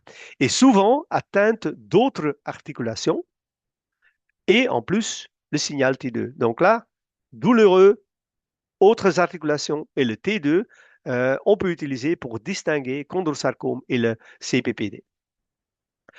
Oui, ici un autre exemple. Ici, vous avez une articulation temporomandibulaire en IRM. Regardez les muscles, la graisse normale. De l'autre côté, tout a disparu. Il y a quelque chose là. Puis on regarde en T2, il y a un bas signal.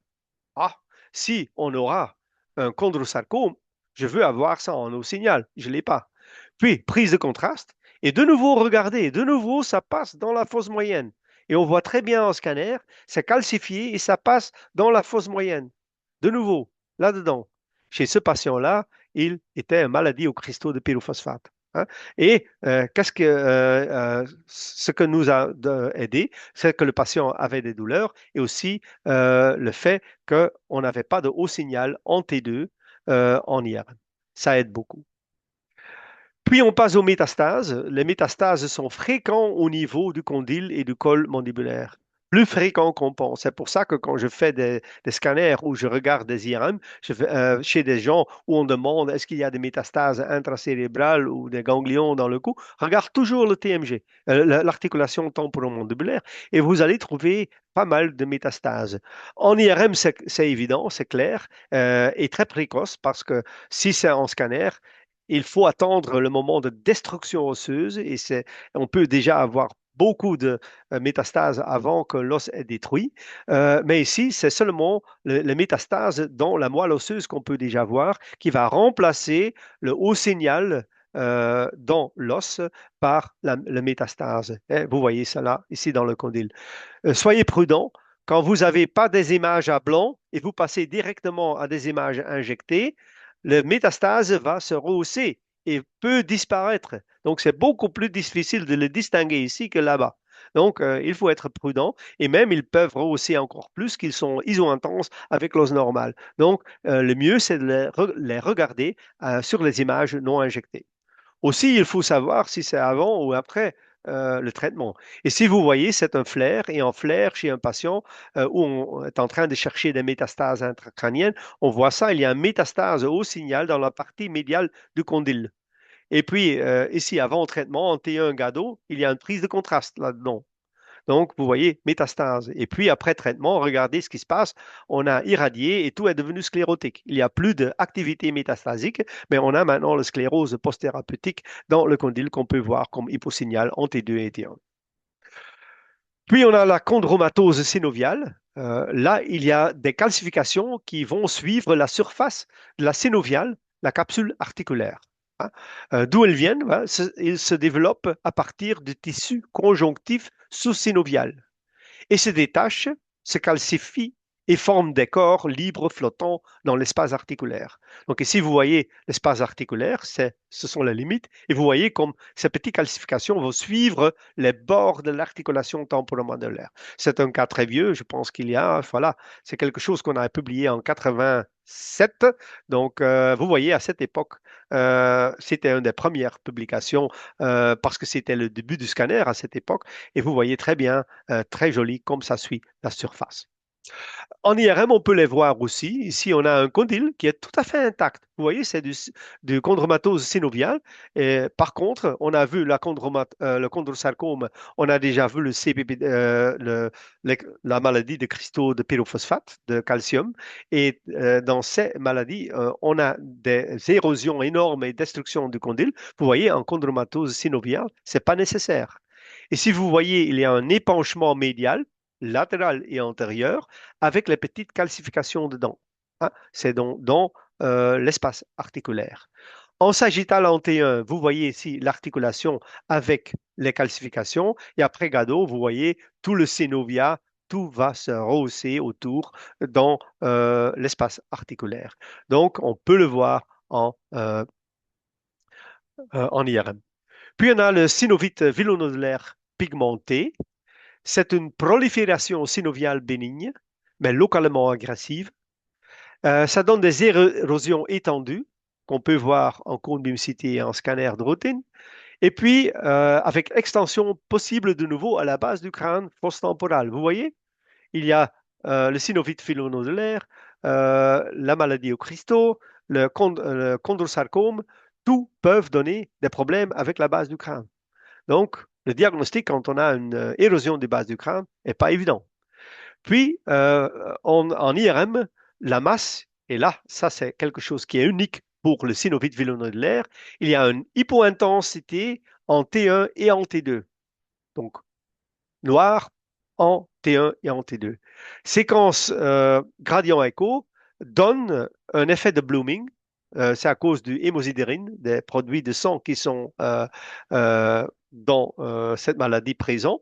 Et puis en T1, on va voir l'inflammation périphérique qui se rehausse partout. Voilà un exemple. Dégénérescence, donc vous voyez l'ostéophyte, l'espace est pas assez épais, et puis destruction en avant de l'articulation, la base du crâne.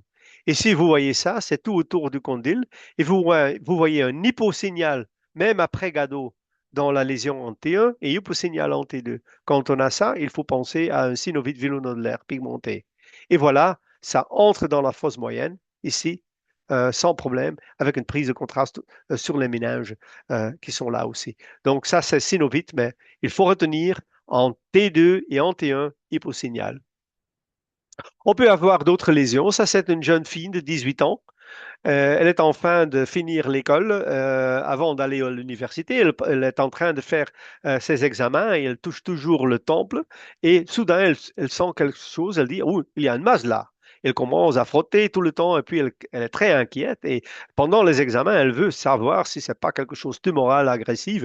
Et quand on fait le scanner, ça semble être agressif. Regardez, ça a complètement détruit ici l'os. Ça bourgeonne ici dans les parties molles et au profondément dans la fosse moyenne. On fait directement un IRM et en IRM, vous voyez ce qui est très, très, très typique, les niveaux liquides qui sont là avec du haut signal, bas signal. C'est du sang qui est dedans avec les cellules en bas et le sérum en haut. Et donc là, c'est clair qu'on a ici une kyste osseuse anévrismale avec les niveaux liquides et hypersignal en T1 parce que ce sont des produits de sang. Donc, ça, c'est quelque chose qui a été opéré, qui a été enlevé, donc c'est pas maligne, mais quand même, il ne faut pas laisser ça devenir trop grand. Puis on a otite externe maligne, c'est une infection sévère et invasive du conduit auditif externe.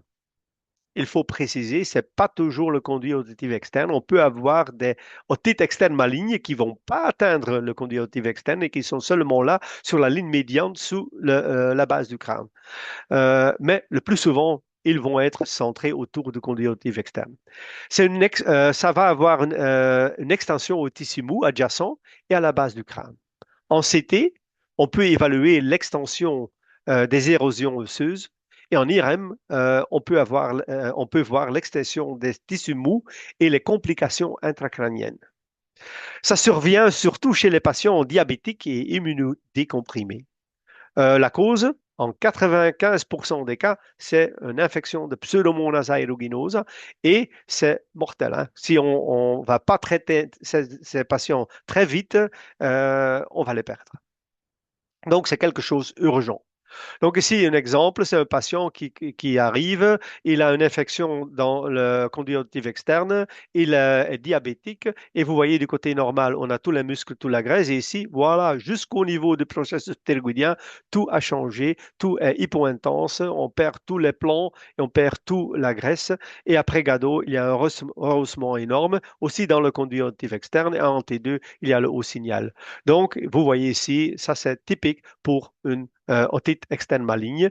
Et normalement, en scanner, on ne va pas voir. En scanner, on va peut-être voir une petite érosion dans le conduit auditif externe, dans le condyle, mais tout ça, on ne voit pas. C'est très, très difficile à voir en scanner. C'est pour ça, une fois qu'on fait le diagnostic et on a à sa disposition un IRM et on pense à une otite externe qui est très, très dangereux, qui doit être très, très, très agressivement évite, il faut passer directement, pas perdre de temps. Si on a la disposition d'un IRM, il faut faire un IRM.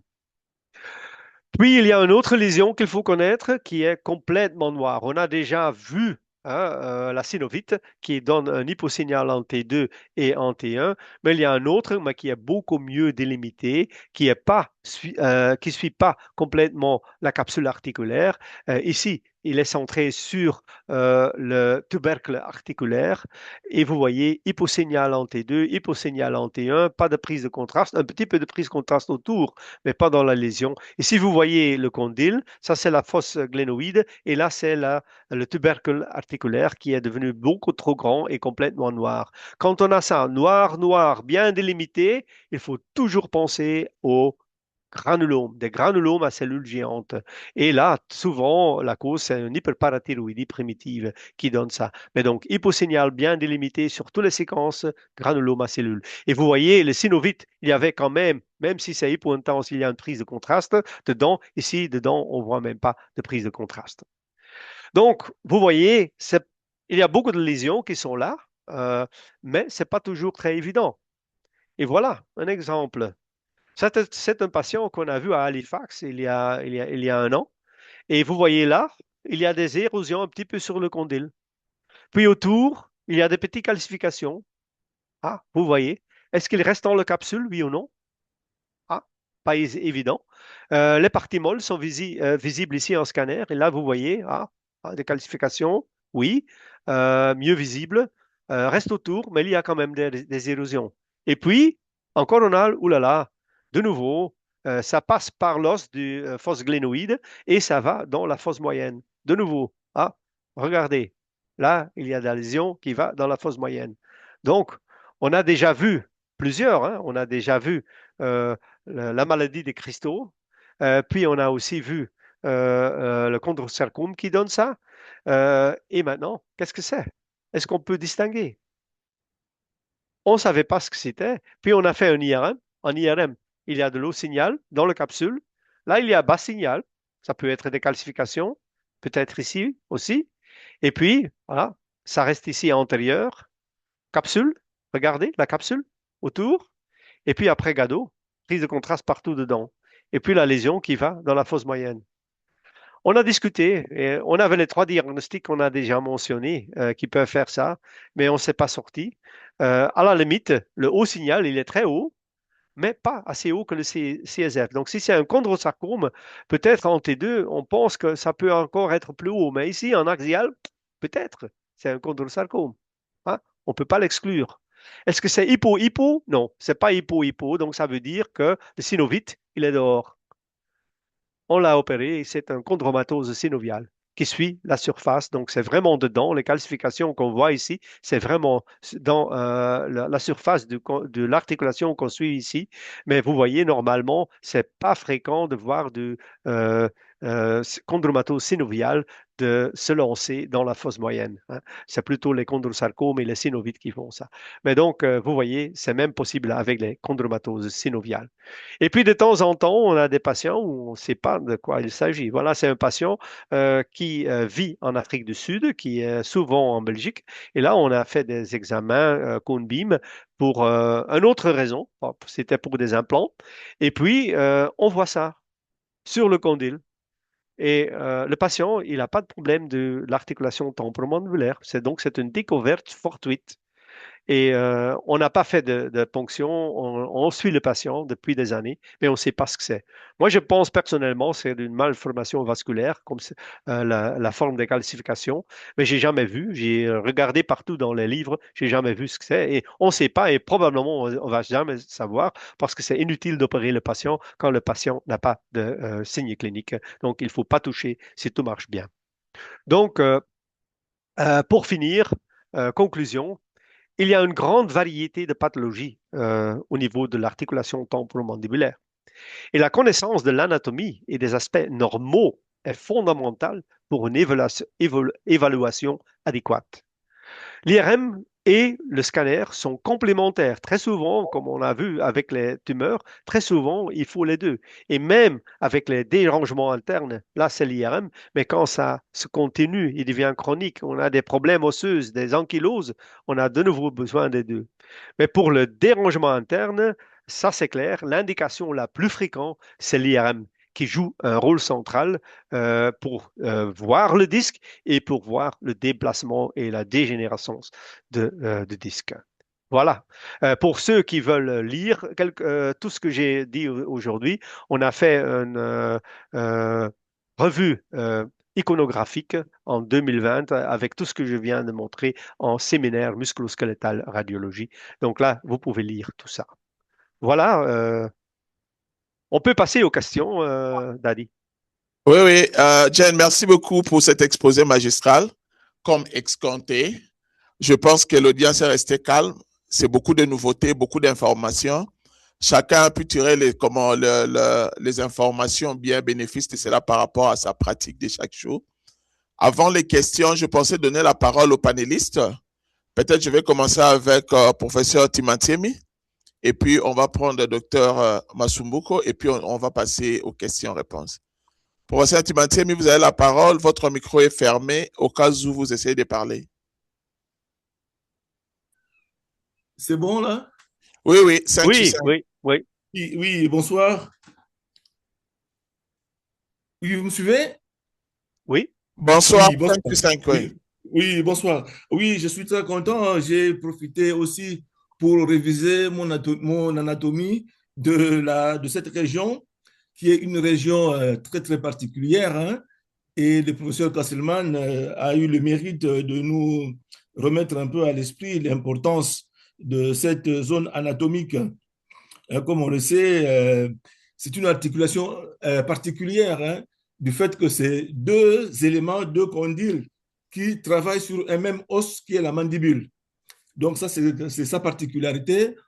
Entre autres choses, donc, une pathologie qui atteint un condyle peut avoir des répercussions sur l'autre condyle. mhm, Donc c'est le fait qu'ils travaillent en binôme, hein, c'est l'articulation qui travaille en binôme. Quand un côté est atteint, on a une répercussion sur le plan douloureux, sur le plan évolution, avec l'articulation contralatérale. Alors moi, je voudrais insister légèrement, enfin pas insister, mais rappeler des choses qu'on voit souvent en clinique, hein, parce que je pense que les collègues qui nous suivent ne sont pas tous des maxillofaciaux, ne sont pas tous des stomatologues, hein, mais ils peuvent avoir dans leur pratique, hein, des cas qui peuvent relever de cette sphère-là. Alors, je reviens un peu aux fractures, hein, les fractures de condyles mandibulaires. La particularité des fractures des condyles mandibulaires chez l'enfant. Quand les parents vous emmènent un enfant qui est tombé sur le menton en faisant du vélo ou en courant avec des copains dans la cour de l'école, vous avez une plaie du menton. Ce que j'ai remarqué, en général, les parents se focalisent, hein, sur la plaie du menton, mais on ne va pas explorer, ou le médecin qui le reçoit ne va pas explorer les condyles mandibulaires. Chaque fois que vous avez un enfant qui a fait une chute, qui est tombé sur le menton, il est impératif d'aller examiner les condyles. Pourquoi? Parce qu'on peut avoir, comme disait le professeur Kasselman, des fractures qu'on ne repère pas même à la radio classique. Ces fractures-là, on ne les repère pas. Et ça peut être des fractures parcellaires qui vont se consolider à mauvaise position. Et plus tard, on va avoir des séquelles en termes de croissance, hein. On a déjà vu les enfants avec des profils d'oiseaux. Pourquoi? Parce que le cartilage de conjugaison se trouve au niveau des condyles mandibulaires. Alors, si vous avez une fracture qui atteint le cartilage de conjugaison, ceci empêche le développement normal de la mandibule. Et ce qui aura, comme je disais, des effets sur la croissance de cet os. Et on aura donc des séquelles dans l'avenir. Donc, faire attention, plaie du menton, obligatoirement, il faut demander une exploration de la région condylienne. Alors, l'autre chose, c'est les douleurs au niveau des articulations temporomandibulaires. Et le professeur Kasselman a relevé une observation que nous avons souvent. Les patients qui viennent pour des douleurs, des craquements au niveau des articulations temporomandibulaires, et moi, ça a toujours été ma question, euh, 8 sur 10, si pas 9 sur 10, sont des femmes. Je ne sais pas si le professeur Kasselman peut le confirmer. Donc, c'est 8 comme sur ça. 10, hein, 8 sur 10, en général, ce sont des femmes et des jeunes femmes. Alors, je n'ai jamais, je cherche, mais je n'ai pas encore trouvé d'explication pourquoi ce sont des femmes qui viennent pour cette pathologie de trouble de l'articulation temporomandibulaire et qui provoque donc au début des douleurs supportables, mais au fil du temps, c'est des douleurs qui deviennent insupportables et qui peuvent même aller jusqu'à un trismus, où j'ai vu des cas où les personnes ne pouvaient pas passer le petit doigt, ne pouvaient pas passer le petit doigt entre les dents, tellement le trismus était important. Donc ça, c'est important aussi à savoir, c'était un très bon rappel de ce que le professeur nous a dit. Donc voilà un peu ce que je voulais dire, hein, sur le quotidien au niveau de cette pathologie pour les cliniciens qui voient, hein, des personnes à tout va qui viennent pour des douleurs et des problèmes de tuméfaction au niveau de cette région-là. Donc, s'il y a des choses plus détaillées, on pourra peut-être le dire au cours de la discussion.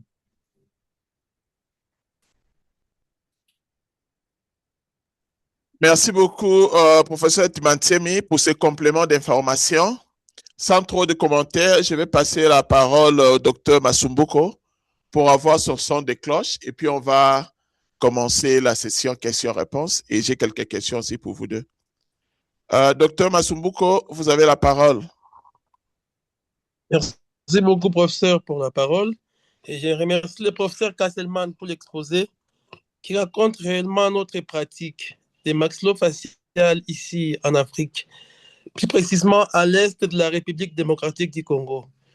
Alors, pour ce qui est de toutes les pathologies qu'on a exposées aujourd'hui, les dérangements internes et les pathologies tumorales sont moins fréquentes, mais on raconte quelques cas. Mais au moins, les pathologies traumatiques et les pathologies dégénératives sont très fréquentes. Et parmi les pathologies traumatiques, comme on a exposé, il y a les fractures condyliennes qu'on raconte les plus souvent. Les fractures condyliennes, on a classé d'intracapsulaires et d'extracapsulaires. Donc, nous, on l'appelle autrement presque la même chose. Mais pour les fractures intracapsulaires, d'habitude, on n'opère pas les malades. Donc, on demande de faire la kiné et ça marche correctement. Et pour les fractures extracapsulaires, plus précisément les fractures sous-condyliennes basses, on opère les malades, on fait des ostéosynthèses et on aborde par la voie classique sous-angulo-mandibulaire, la voie des Risdon modifiée. Et pour les luxations temporomandibulaires, comme on a expliqué, on reçoit fréquemment toutes les formes aiguës, les formes chroniques et les formes prolongées. Et pour les formes aiguës, et là c'est facile, on réduit sans anesthésie les malades sur une chaise selon la manœuvre des Nélatone. Pour les formes chroniques et prolongées, pour les formes chroniques, on réduit sous anesthésie générale. Et là, on demande à l'anesthésiste de bien relâcher le malade. Pour les formes prolongées, et là, souvent, on est obligé de faire des astuces pour réduire. Donc, on passe sous anesthésie, on passe un fil en trace osseux au niveau de l'angle mandibulaire, un fil de séclage, et on tire jusqu'à ce qu'on obtienne la réduction de la luxation. Les ankyloses temporomandibulaires sont également très fréquentes chez nous. Et ça atteint souvent les enfants au décours d'un traumatisme, comme l'a évoqué le professeur, le panéliste qui m'a précédé, le professeur Tinatsemi. Donc, ça concerne souvent les enfants au décours d'un traumatisme qui est passé inaperçu et qui évolue vers l'ankylose temporomandibulaire. Et également, ça peut être au décours également d'une infection au niveau de l'oreille qui a évolué vers une ankylose temporomandibulaire. Et pour ces pathologies, souvent chez les enfants, l'enfant se présente avec, on note une déformation, donc la pathologie entraîne un problème au niveau de la croissance mandibulaire et on note souvent quand c'est asymétrique, la mandibule est donc la mandibule, la face est asymétrique. Et pour cette pathologie, on résèque. Pour le traitement, on fait la chirurgie, donc on résèque le bloc d'ankylose. Pour réduire le problème de la croissance mandibulaire, on va prélever les cartilages chondrocostal au niveau de la 5e, 6e ou 7e côte qu'on va placer au niveau pour remplacer un peu le condyle et ça règle d'une façon spectaculaire la croissance mandibulaire. Alors, donc, comme je l'ai dit, fréquemment, donc, on demande les scanners et les diagnostics et des pathologies traumatiques et de ankylose temporomandibulaire. Le diagnostic est évident au scanner et comme les dérangements internes et les pathologies tumorales sont moins fréquentes, de moins en moins, on demande l'IRM. C'est ce que j'avais à ajouter sur notre pratique ici à l'Est de la République démocratique du Congo. Merci.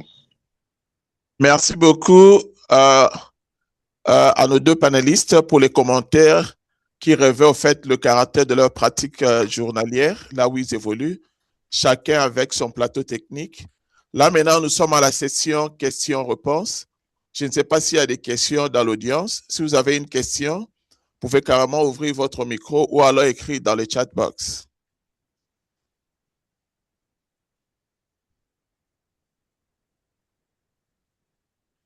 Et pendant ce temps, je peux commencer avec la première question au professeur Casselman. Généralement, dans les arthrites juvéniles, quand ces enfants viennent, les cliniciens ont besoin de savoir si nous avons affaire à une lésion active ou bien une lésion chronique. Comment faites-vous en termes de séquence et quelles sont les trouvailles pour dire qu'on a une inflammation active ou bien on a affaire à une inflammation chronique ou bien chronique acutisée? Si c'est actif, c'est quelque chose qu'on faisait, et c'est pas seulement juvénile, mais aussi chez les adultes. Quand c'est aigu, normalement, on a l'espace articulaire qui devient plus épais.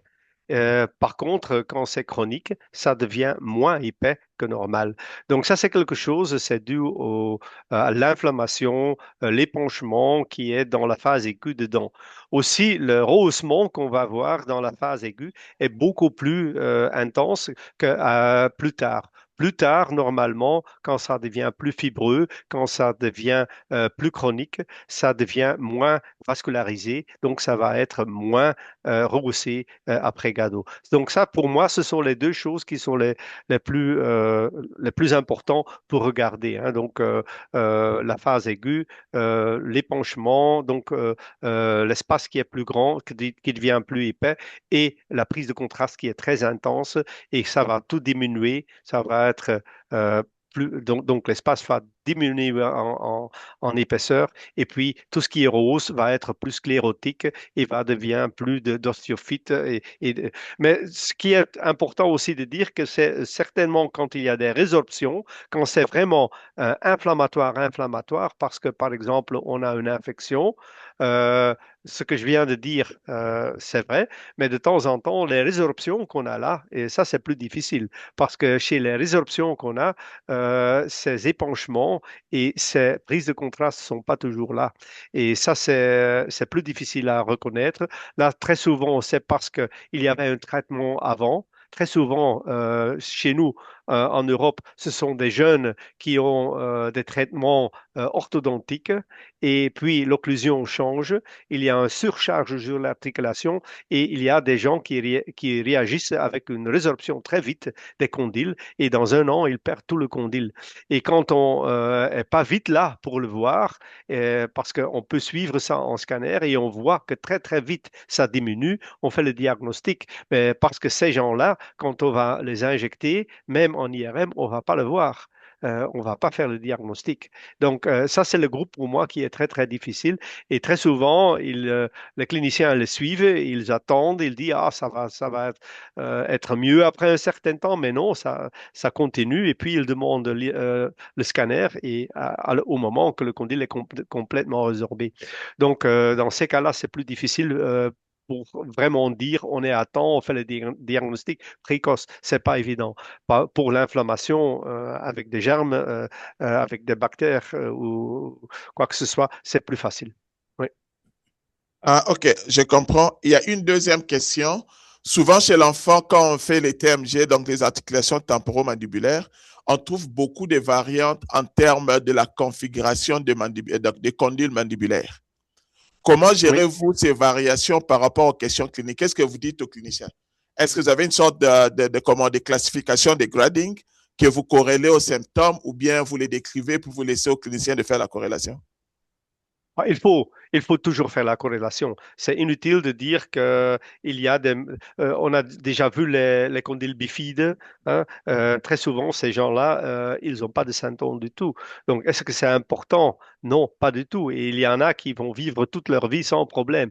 Donc, il y a des variations. Il y a des condyles qui sont plus longs. Il y a des condyles qui ont un diamètre transversal qui est très, très élevé. Donc, il y a toutes sortes de malformations. Le moment qu'il n'y a pas de sclérose, le moment qu'il n'y a pas d'érosion, qu'il n'y a pas l'espace articulaire qui est diminué, il n'y a pas de problème. Donc, il faut décrire, voilà, il est plus rond, on peut dire ça, mais il faut jamais dire que c'est anormal avant qu'il y a un de ces signes-là qui disent qu'il y a un problème. Donc, l'épaisseur de l'espace articulaire, la surface régulier et la sclérose. Quand il n'y a rien de ça, normalement, il n'y a pas de problème. Donc, Ouais. simplement d'écrire, mais surtout, toujours corrélé avec la clinique, hein, parce qu'on peut voir d'autres choses qui ressemblent à des problèmes et qui n'ont pas de clinique non plus, comme le dernier cas que j'ai montré, où il y a même une tumeur, le patient n'a pas de clinique, donc pourquoi le traiter? S'il n'y a pas de clinique, suivre et rien dire. OK. Une dernière question pour vous. Par rapport au synovite au niveau des TMJ, je voulais dire l'articulation temporomandibulaire, c'est quelle séquence que vous utilisez pour évaluer le rehaussement? Est-ce que vous allez, j'aime comment la coupe axiale, le T1, est-ce que vous le faites sur le coronal, sur le sagittal? Quelle est la coupe que vous pensez ou la séquence que vous pensez bien démontrer le rehaussement? Le rehaussement, moi, je préfère pas le sagittal. Le sagittal, j'aime beaucoup pour le disque, mais pas pour voir l'os. Pour voir l'os, ce que j'aime le plus, c'est le coronal. Le Ah, coronal, il montre très très bien toute la surface supérieure, hein. Même en axial, tu sais jamais, tu ne peux pas voir la partie supérieure. Et très souvent, c'est là que ça se passe. Donc, tout se passe sur le cortical supérieur.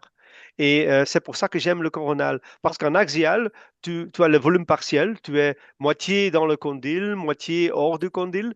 Et en sagittal, tu ne vois pas le total du condyle. Donc, pour voir l'os en IRM et en scanner, moi, je préfère les coupes coronales.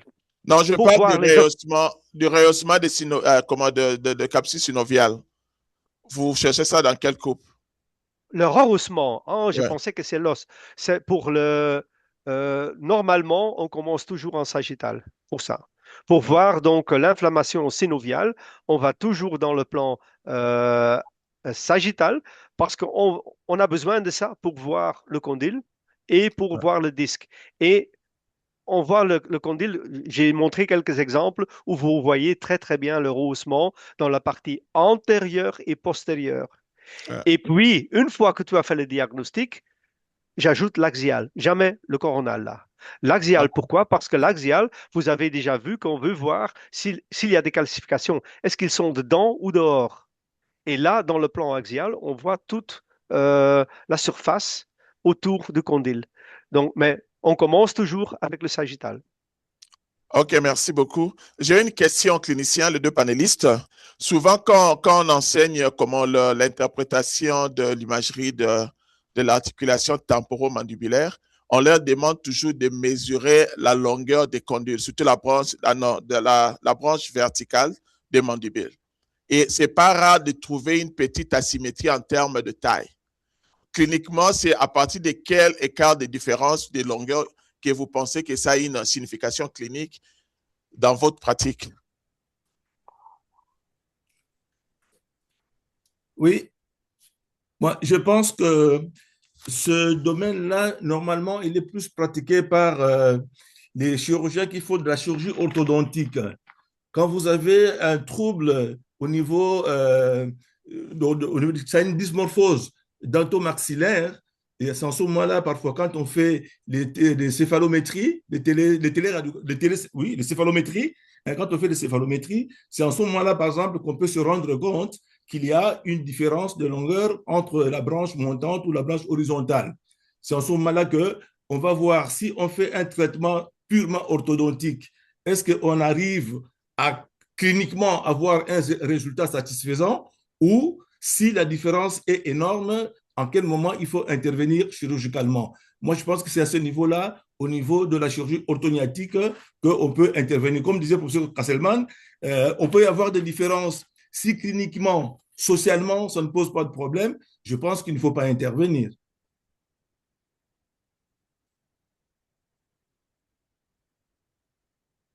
Vous êtes muté. J'avais dit Comment? très bien. Peut-être une dernière question. Je pense que le prof Kasselman l'avait effleuré un peu. J'ai une question, quelqu'un qui a écrit dans le groupe, luxation réductible et irréductible à l'IRM. Je ne sais pas ce que ça voulait dire. Quelqu'un a écrit ça dans le chat box. Oui, je vois là luxation réductible et irréductible à l'IRM.